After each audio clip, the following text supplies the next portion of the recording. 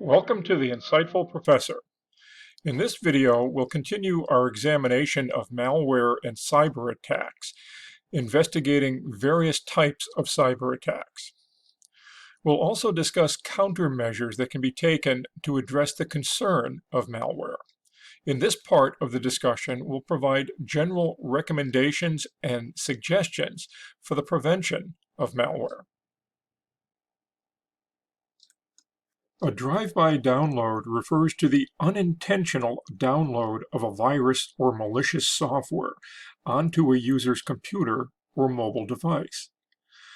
A drive-by download will usually take advantage of or exploit a browser, an app, or an operating system that is out of date and has some kind of a security flaw. When a user views this web page, the code downloads and is installed on the system without the user's knowledge or consent.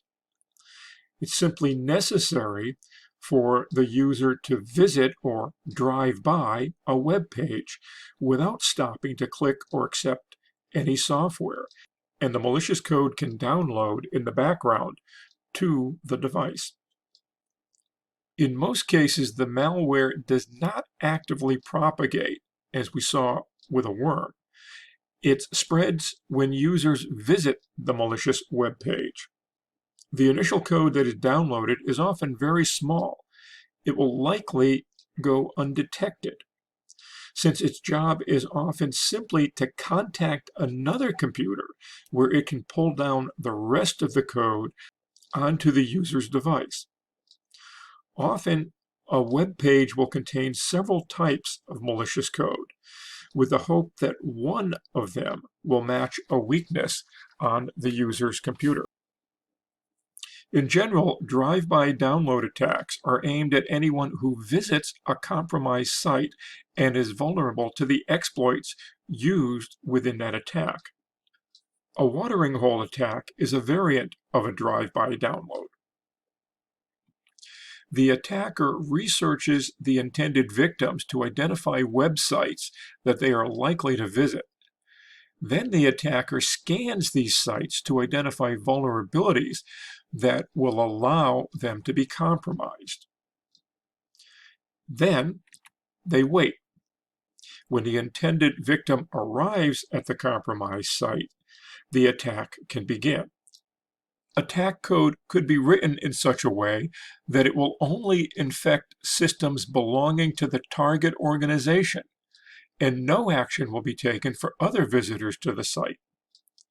The benefit to this approach is that it greatly increases the likelihood of the site compromise remaining undetected.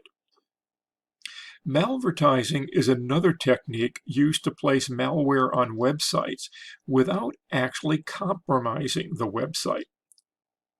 The attacker pays for advertisements that are highly likely to be placed on their intended target websites, and malware is incorporated into these advertisements.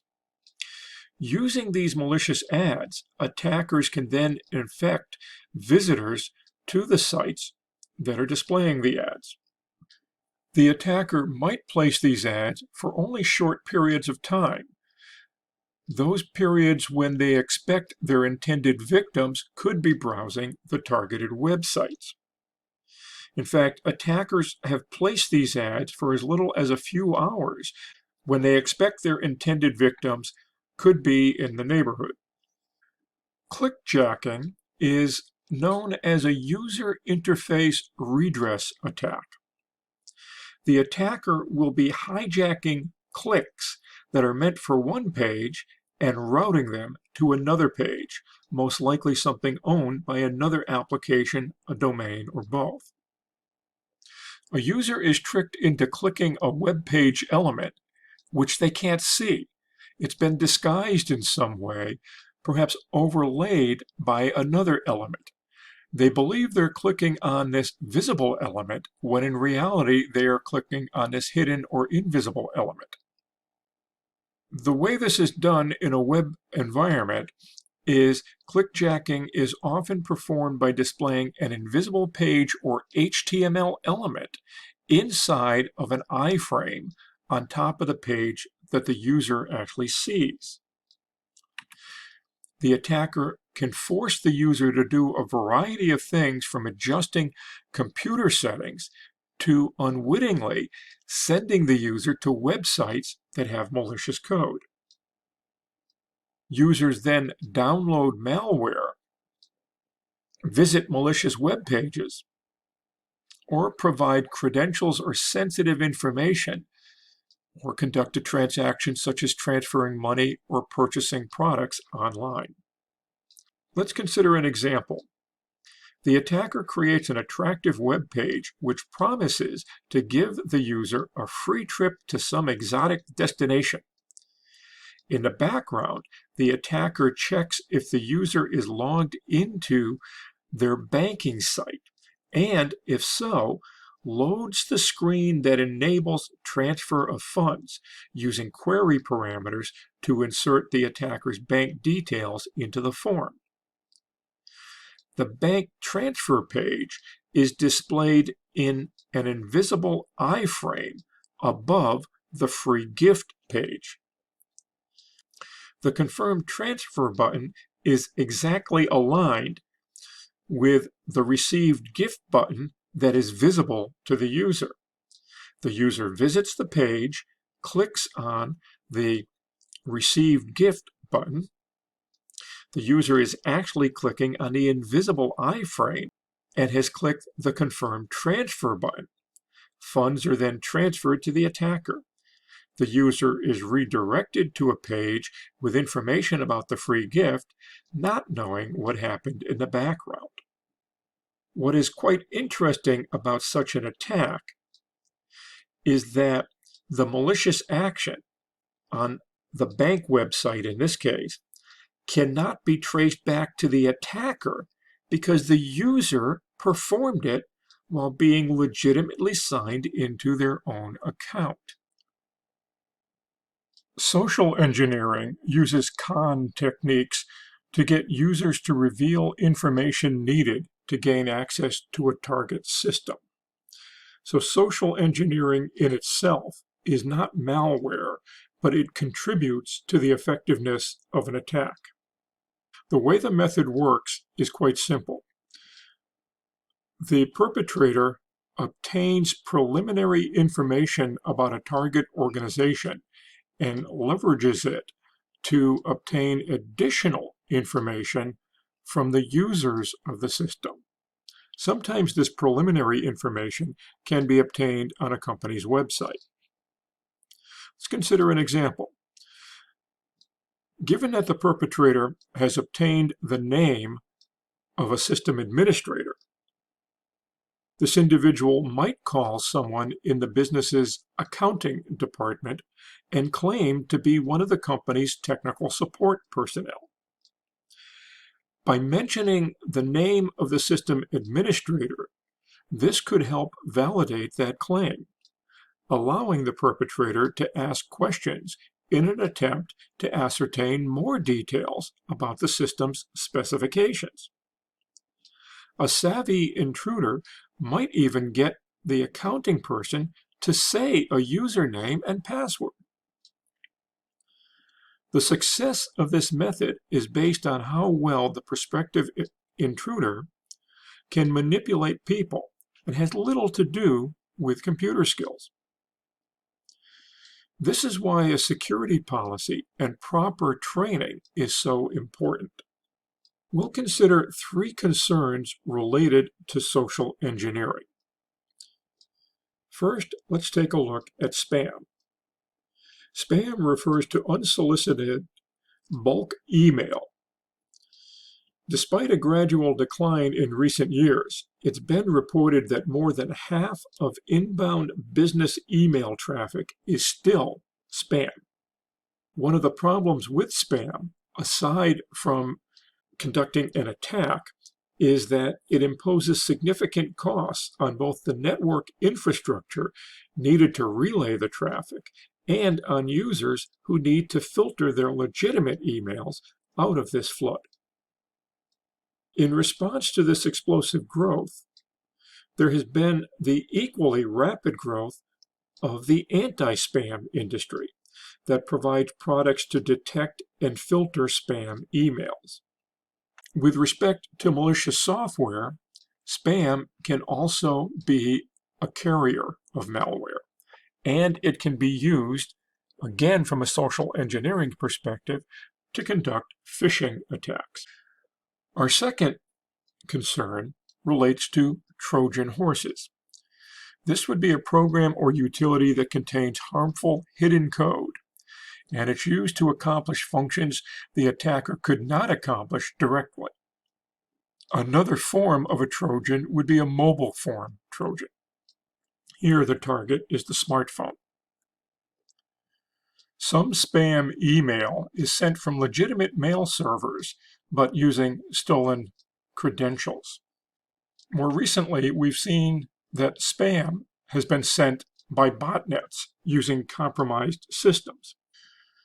A significant portion of spam email content is merely advertising, trying to persuade the recipient to purchase some kind of product. However, it may have an attached document which, if opened, could exploit a software vulnerability to install malware on the user's system. So spam may be used in what is called a phishing attack, typically directing the user either to a fake website that mirrors some legitimate service, such as an online banking site. Here, there would be an attempt to capture the user's login and password details. Another possibility might be to complete some form with sufficient personal details to allow the attacker to subsequently impersonate the user in an identity theft. So phishing attacks are the practice of sending fraudulent communications that appear to come from a reputable source. It's usually done through email.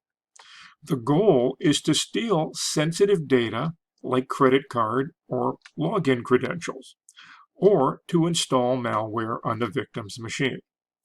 So phishing is considered a form of social engineering.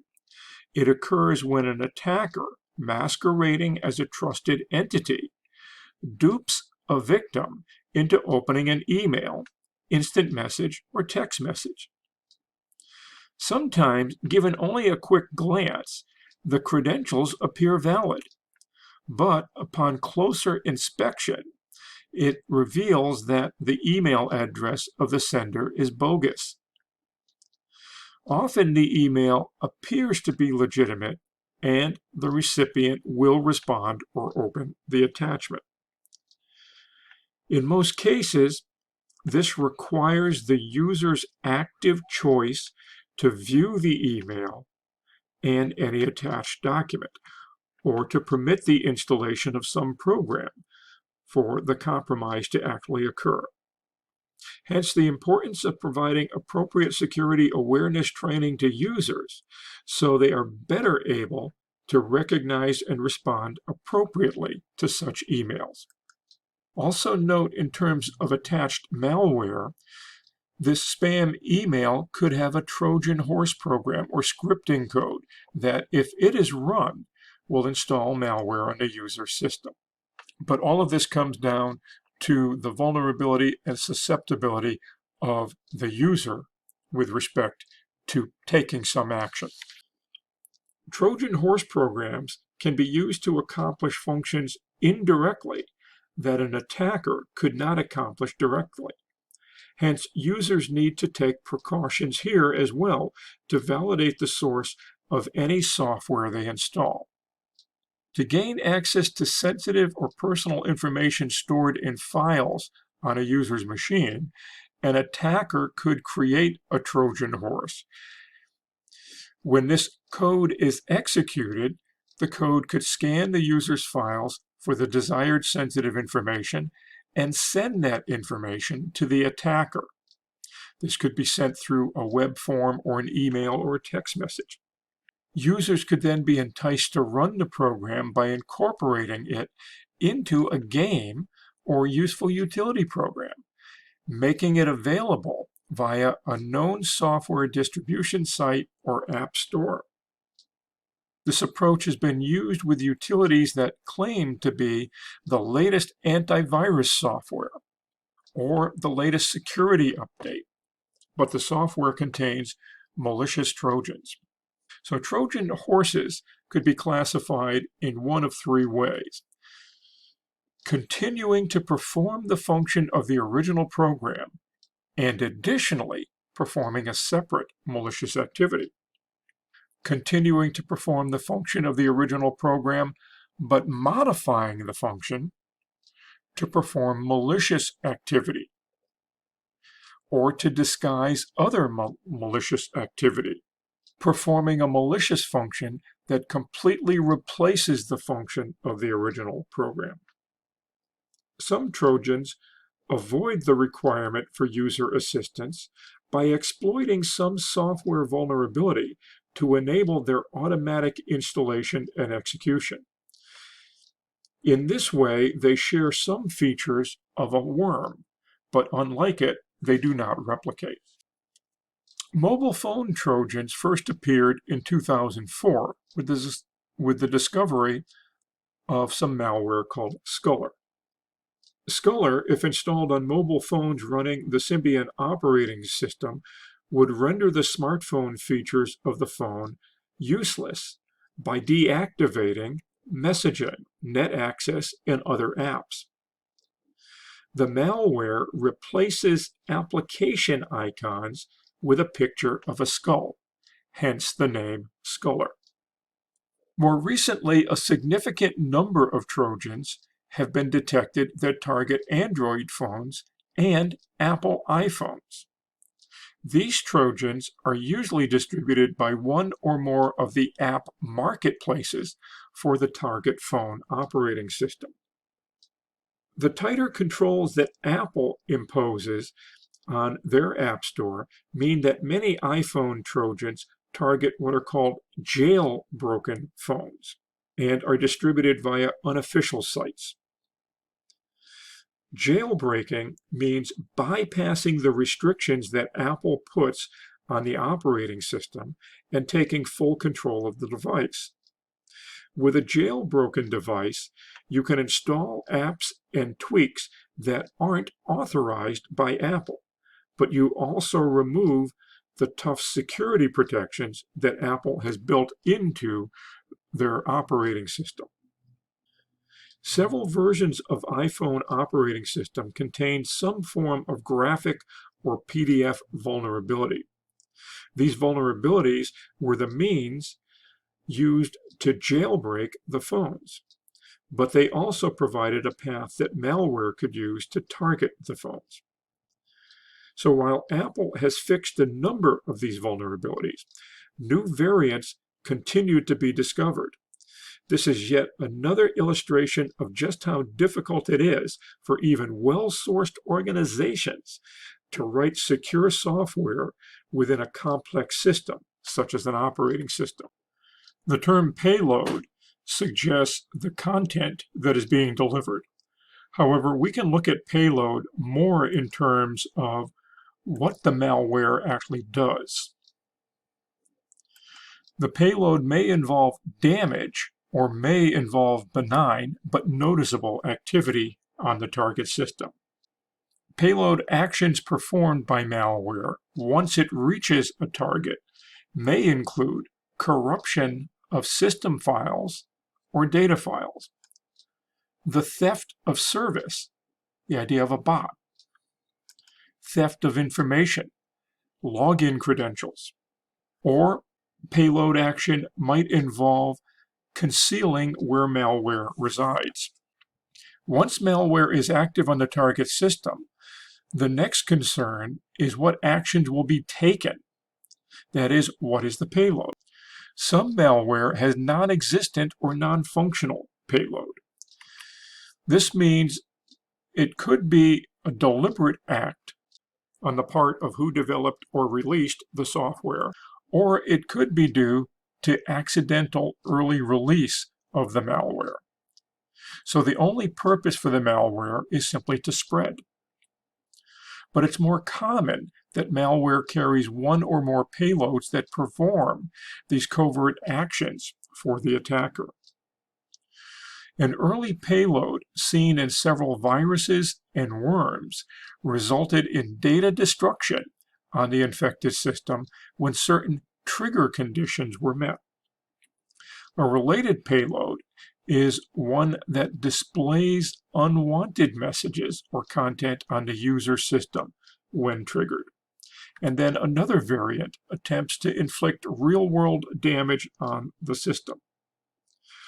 All these actions target the integrity of the computer system software or hardware or of the user's data. These changes may not occur immediately, but only when specific trigger conditions are met that satisfy their logic bomb code. The Chernobyl virus was first seen in 1998. It's an example of destructive parasitic memory resident Windows 95, Windows 98 virus. It infected executable files when opened and when a triggered date was reached. The virus deletes data on the infected system by overwriting the first megabyte of the hard drive with zeros. This effectively corrupts the entire file system. It first occurred on April 26, 1999. It was estimated that more than 1 million computers were affected. As an alternative to just destroying data, some malware encrypts the user's data and demands payment in order to access the key needed to recover this information. This is referred to as ransomware. While earlier instances used weaker cryptography than could be cracked without paying the ransom, the later versions using public key cryptography with large key sizes could not be broken in this way. So ransomware is a growing challenge comprising one of the most common types of malware installed on systems, and it's often spread via drive-by downloads or via spam emails.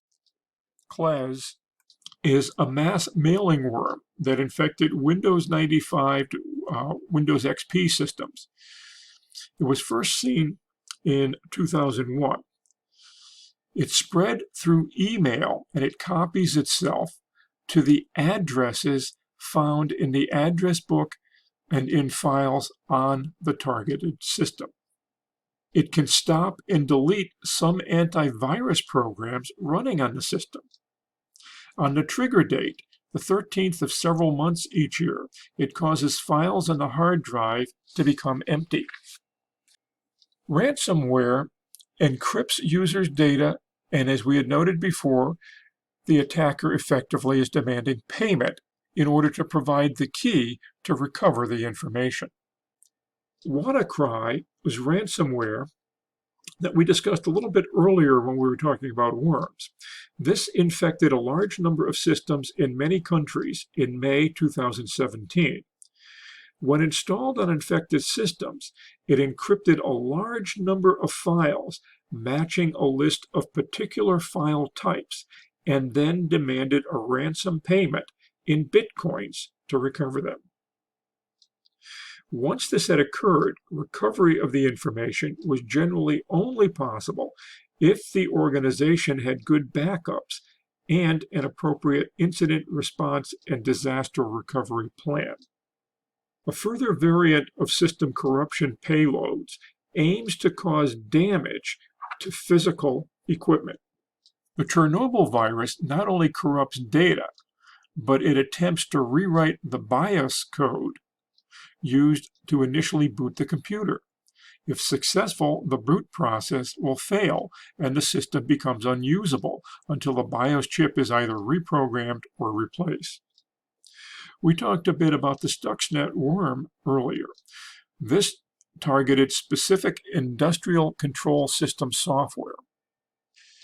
A logic bomb has been mentioned earlier. The idea is code embedded in a malware is set to explode or activate when certain conditions are met. Examples of conditions used as triggers could be the presence or absence of certain files or devices on the system. We've made note of such a situation in earlier discussions.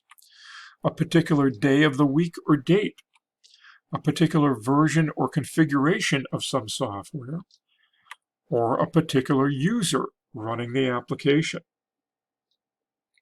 Once triggered, a logic bomb may alter or delete data or entire files, could cause a machine to halt or do some other damage.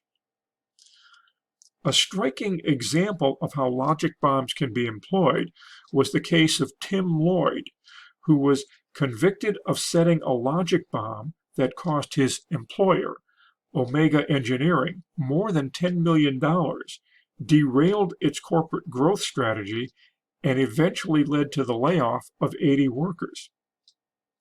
Lloyd was sentenced to 41 months in prison in order to pay $2 million in restitution. You can follow the URL I've given here and get a little bit more detail on that situation. It's an interesting story to investigate. We've talked about bots or robots and botnets. Attack agents that are bots take over another internet-attached computer and use that computer to launch or manage attacks. So a botnet then is a collection of bots capable of acting in a coordinated manner. And some of the uses are indicated here. A distributed denial of service attack, spamming, sniffing traffic, keylogging. Additional uses include spreading new malware, installing advertisement add-ons and browser helper objects, attacking internet relay chat networks, manipulating online polls or games. The botnets effectively would be a network of these robot or machines that have been taken over. They have to be controlled in some way.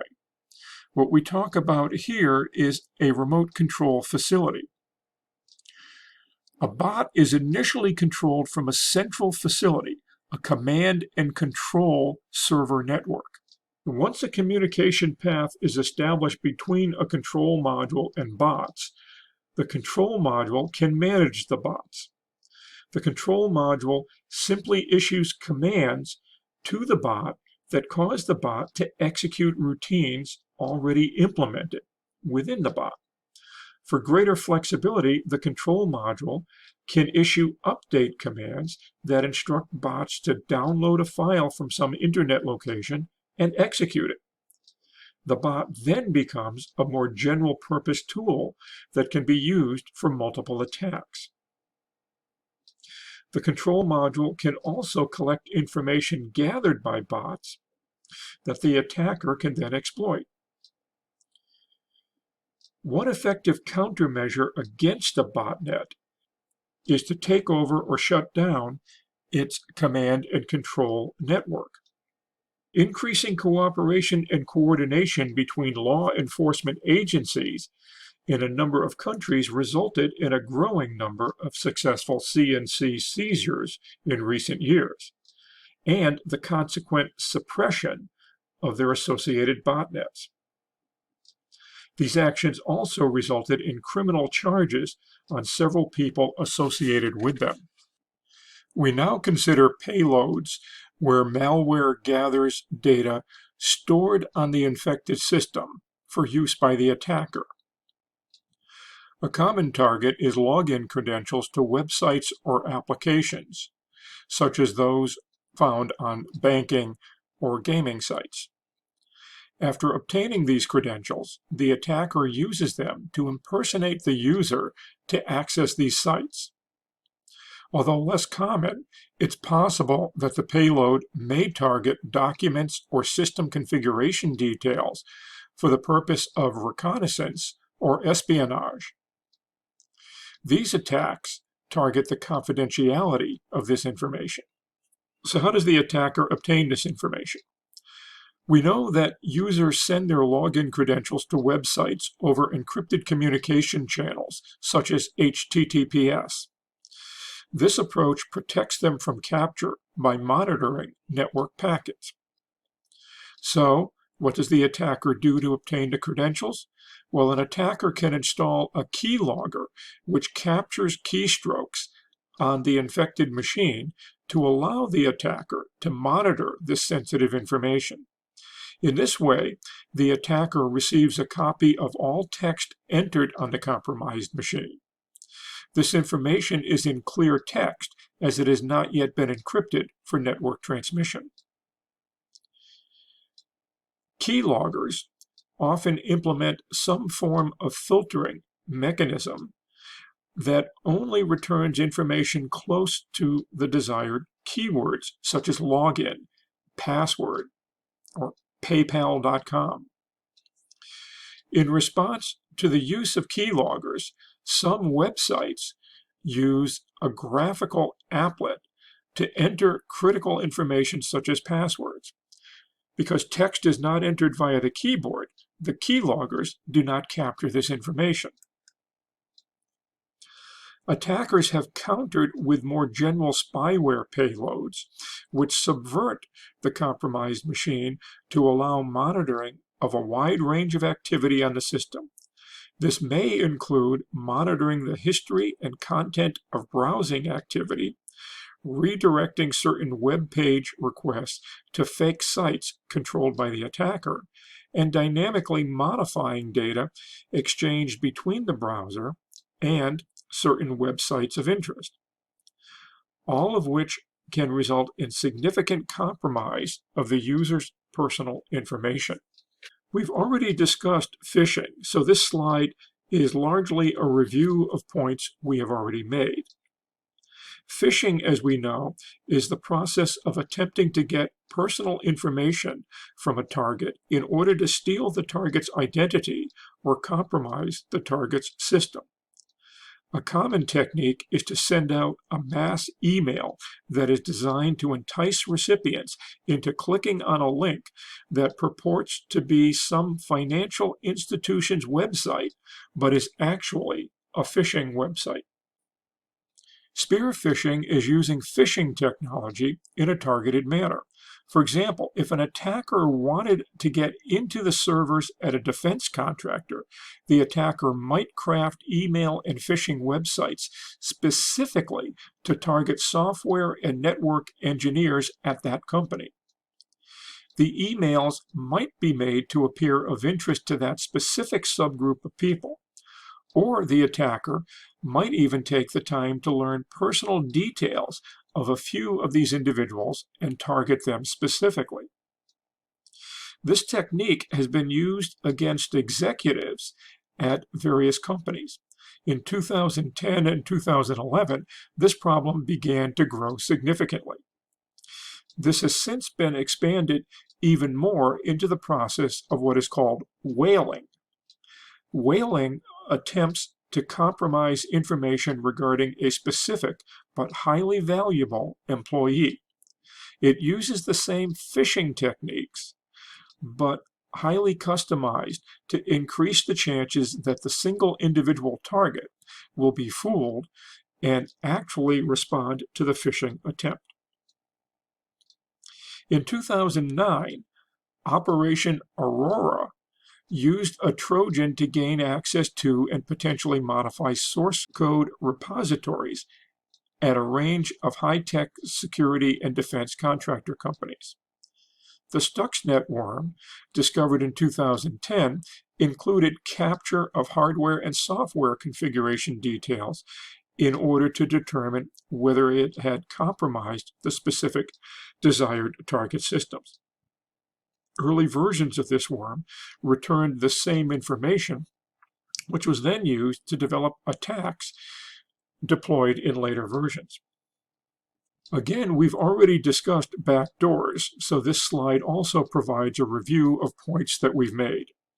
Recall that backdoors become threats when unscrupulous programmers use them to gain unauthorized access. In the movie War Games, The backdoor was the basic idea for the vulnerability to the NORAD system.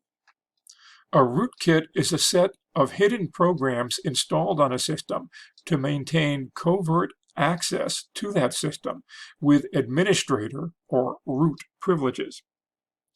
A rootkit can make many changes to a system to hide its existence, making it difficult for the user to determine that the rootkit is present and to identify what changes have been made. In essence, a rootkit hides by subverting the mechanisms that monitor and report on the processes, files, and registries of a computer.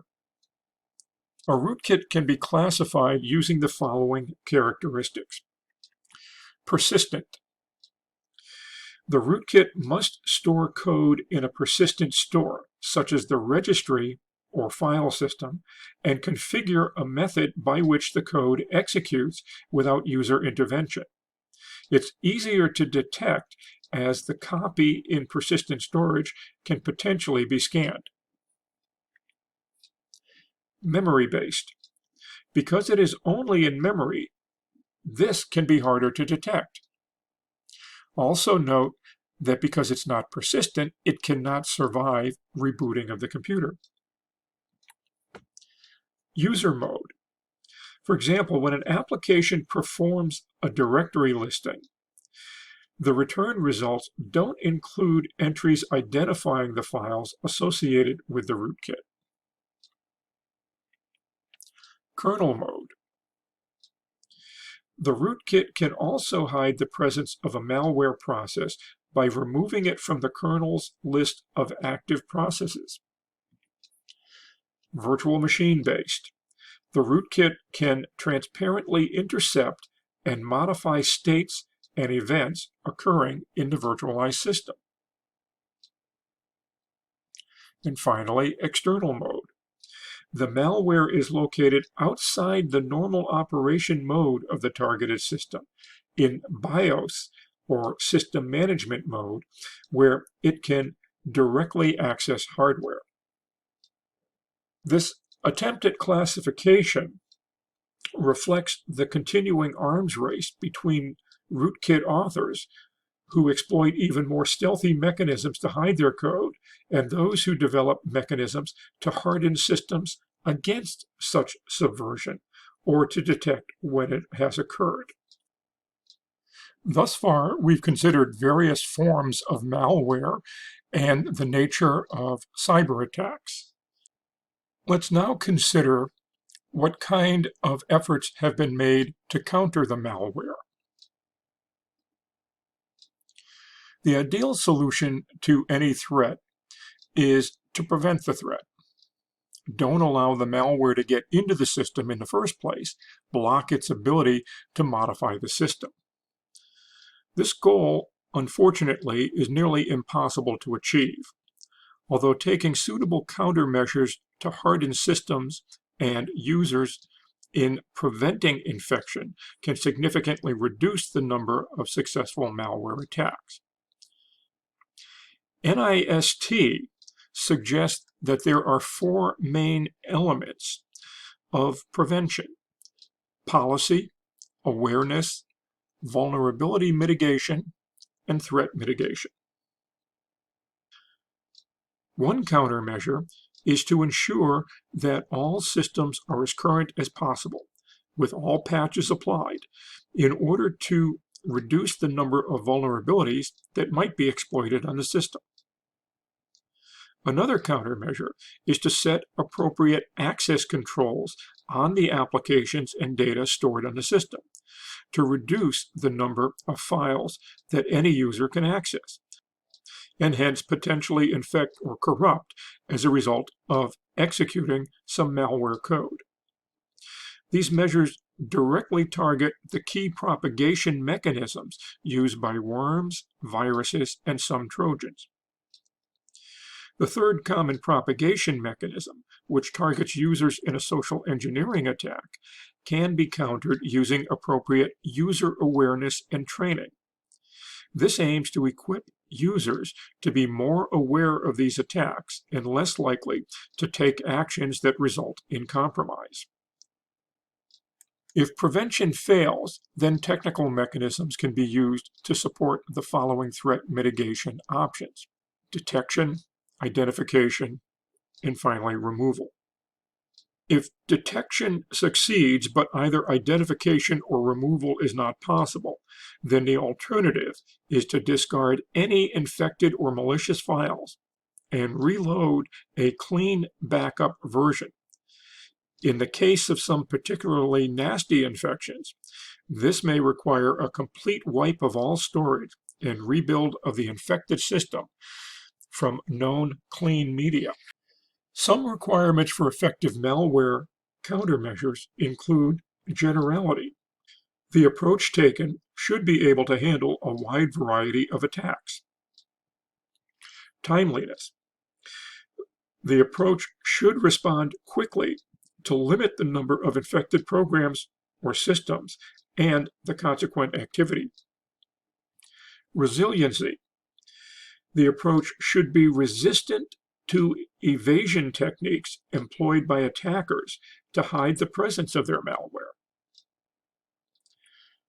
Minimal denial of service costs.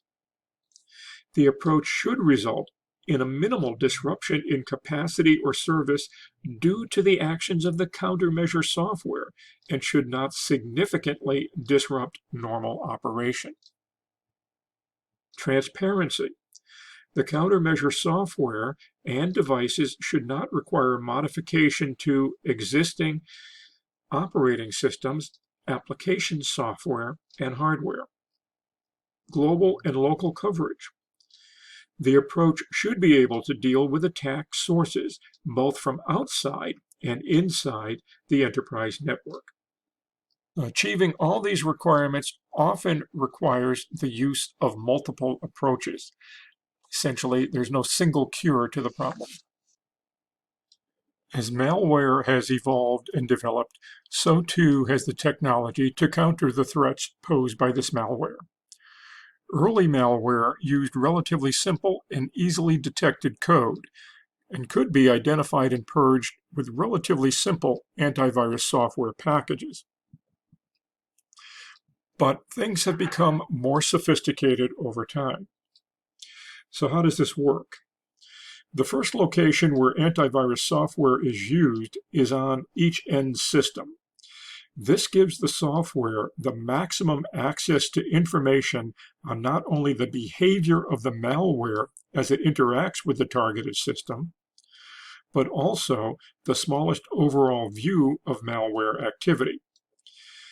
The antivirus software can be regarded as a form of host-based intrusion detection software. The first generation of antivirus software, basically simple scanners, requires a malware signature to identify the malware. The signature may contain wildcards, but matches essentially the same structure and bit pattern in all copies of the malware. Such signature-specific scanners are limited to the detection of known malware. Another type of first-generation scanner maintains a record of the length of programs and looks for changes in length as a result of virus infection. With the second generation, we see heuristics entering into the picture. Heuristics are rules of thumb. These are kind of like a best guess, and that's where we're looking at probable malware instances being identified.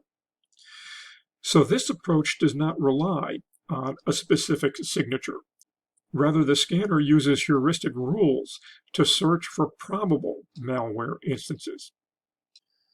Another second-generation approach is integrity checking. A checksum can be appended to each program. If malware alters or replaces some program without changing the checksum, an integrity check will catch this change. To counter malware that is sophisticated enough to change the checksum when it alters a program, an encrypted hash function can be used. The encryption key is stored separately from the program, so malware cannot generate a new hash code and encrypt that.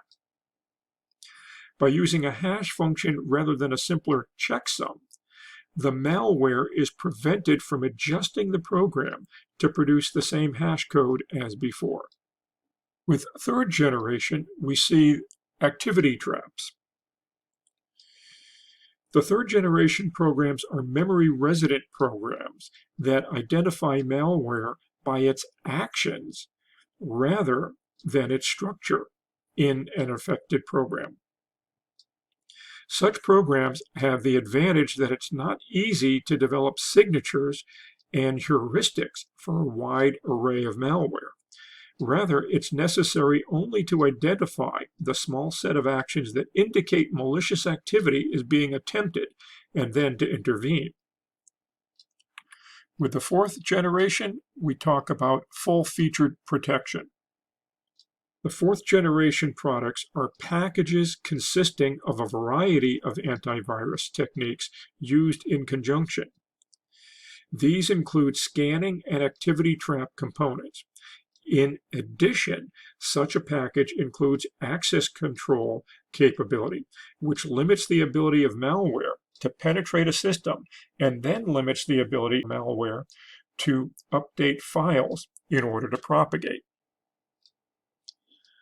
One method of detecting and analyzing malware involves running potentially malicious code in an emulated sandbox or on a virtual machine. This allows the code to execute in a controlled environment where its behavior can be closely monitored without threatening the security of a real system. The code must transform itself into the required machine instructions, which then execute to perform the intended malicious actions. The resulting unpacked, transformed, or decrypted code can be scanned for known malware signatures or its behavior monitored as execution continues for possibly malicious activity. This extended analysis can be used to develop antivirus signatures for new unknown malware.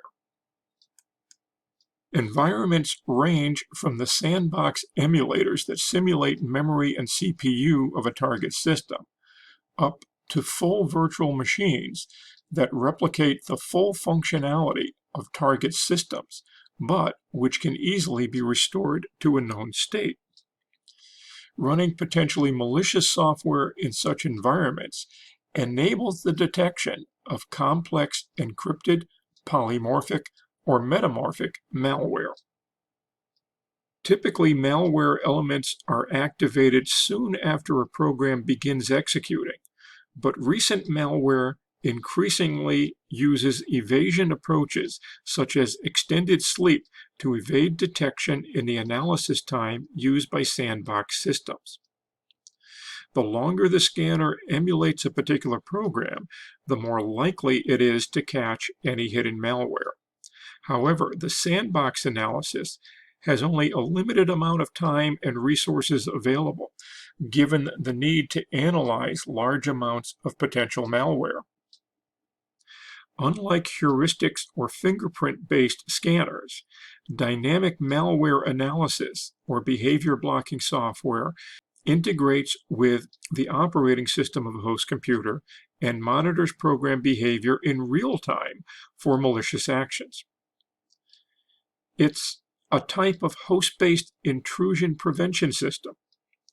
The software monitors the behavior of possibly malicious code, looking for potentially malicious actions, like sandbox systems.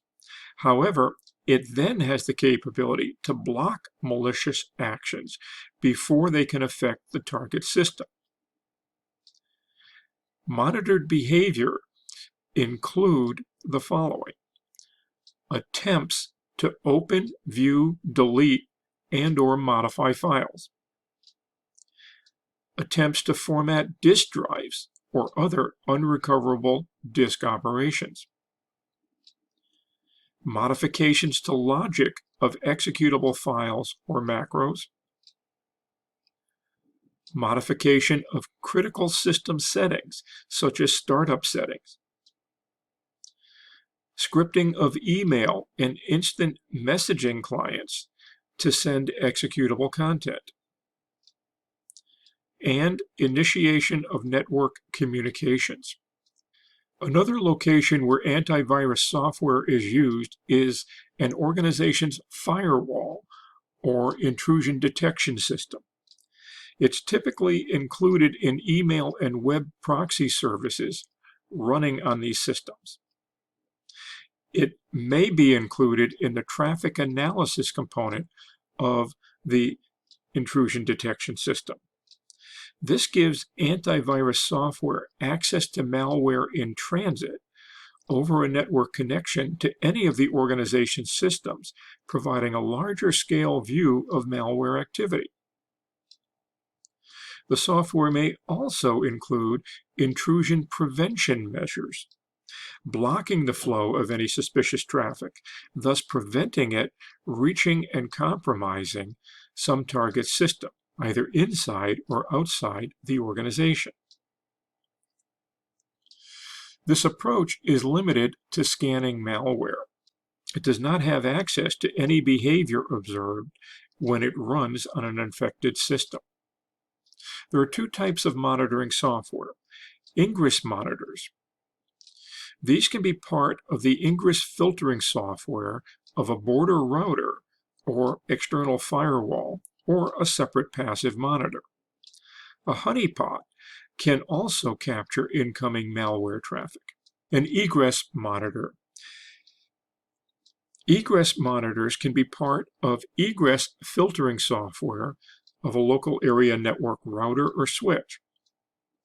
The external firewall or a honeypot can house the monitoring software. These two types of monitors can be co-located. The egress monitor is designed to catch the source of a malware attack by monitoring outgoing traffic for signs of scanning or other suspicious behavior. Perimeter monitoring can also assist in detecting and responding to botnet activity by detecting abnormal traffic patterns associated with this activity. Once bots are activated and an attack is underway, such monitoring can be used to detect the attack. Because the topic of malware and cyber attacks is so large, I broke this presentation up into a series of videos. Over the span of these videos, we covered a great deal of material, including identifying the types of malicious software. We also talked about advanced persistent threats, or APT. We talked about propagation and vulnerability exploits. In addition, we covered payload, stealthing, backdoors, rootkits. We talked about the implications and use of social engineering. After a discussion of payloads, we briefly addressed countermeasures. So this concludes our presentation on malware and cyber attacks. There was a lot of material we presented, but hopefully you found this